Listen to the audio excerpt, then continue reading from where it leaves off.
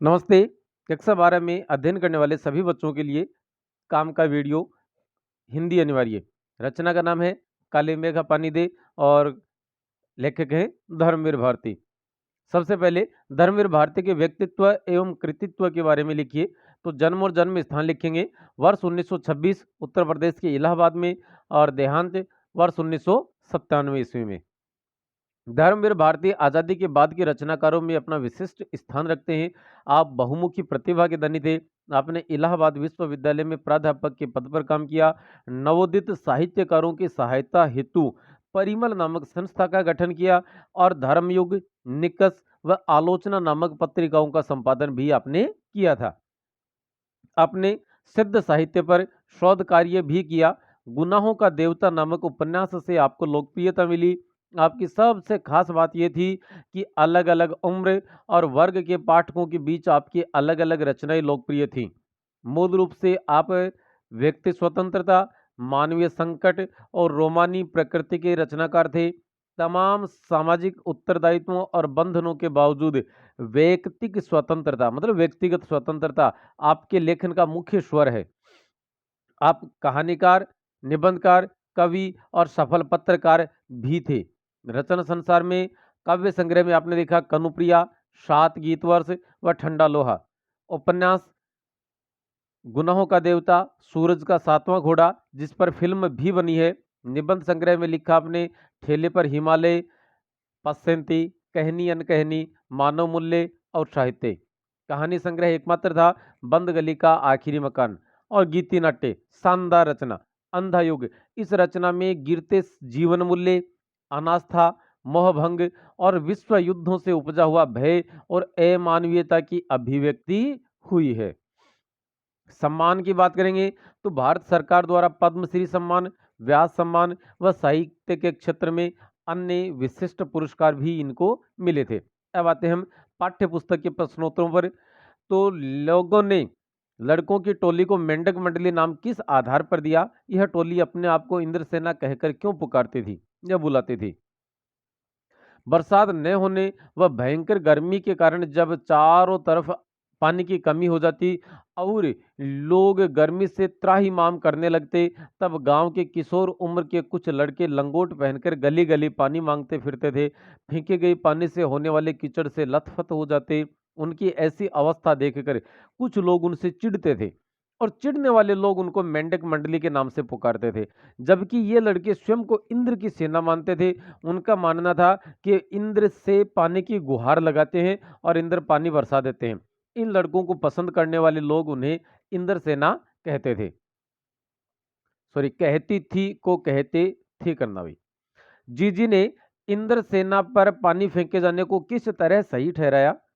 जीजी ने लेखक को बताया कि कुछ पाने के लिए हमें कुछ खोना भी पड़ता है। वे तर्क देते हैं कि जिस प्रकार एक किसान 30-40 मन गेहूं पाने के लिए अपने पास से कुछ बीज खेत में बो देता है, उसी प्रकार इंद्र देवता से वर्षा पाने के लिए इंद्र सेना पर पानी फेंकना भी एक प्रकार से पानी की बुआई है।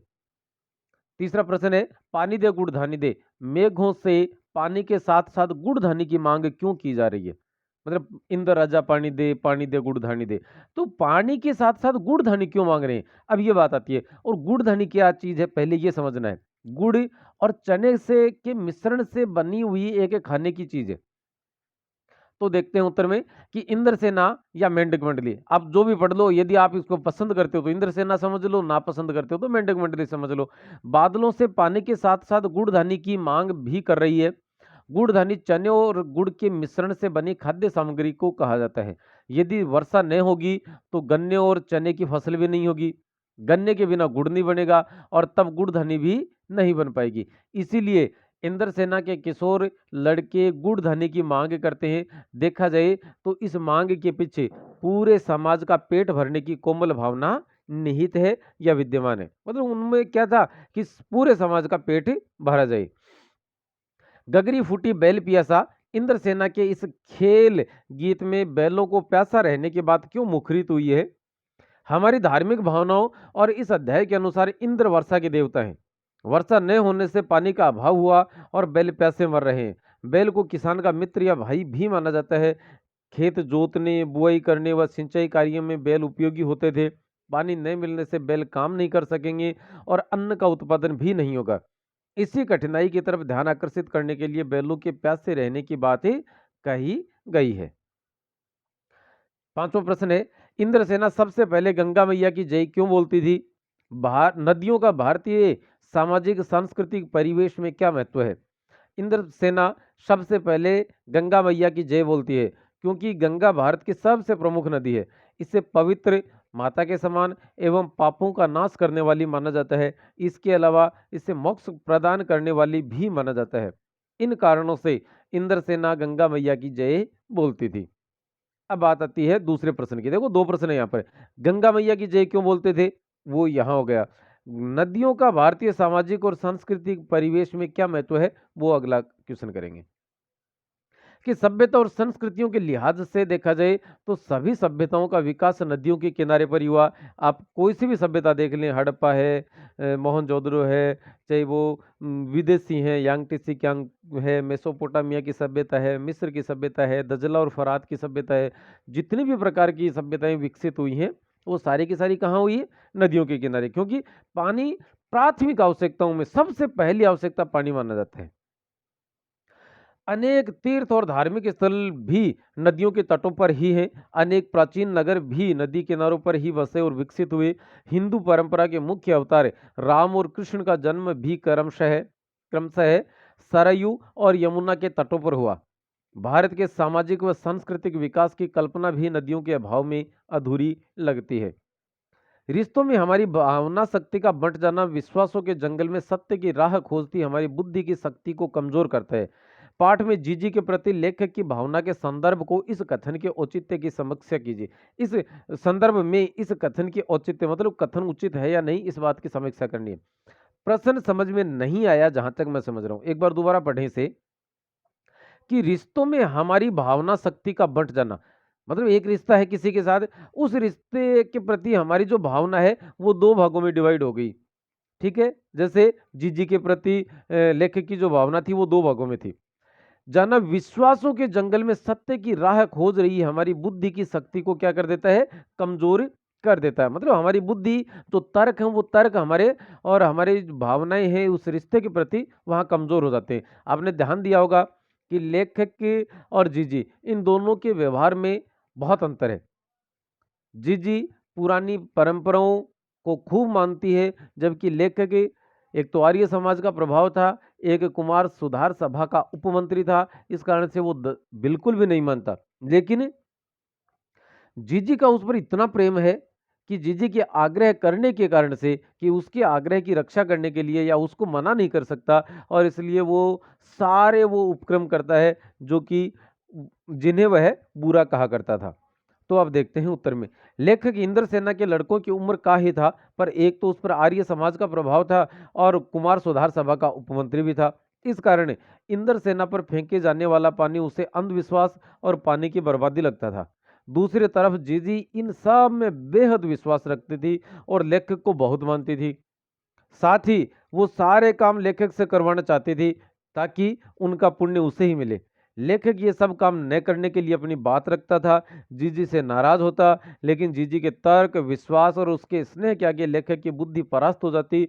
अतः हम कह सकते हैं कि रिश्तों पर हमारी भावनाओं का बहुत असर पड़ता है और तब हमारी बुद्धि हार जाती है। मतलब भावनाएं वहां मजबूत नजर आती है और जो हमारी बुद्धि कहीं ना कहीं कमजोर पड़ती दिखाई देती है।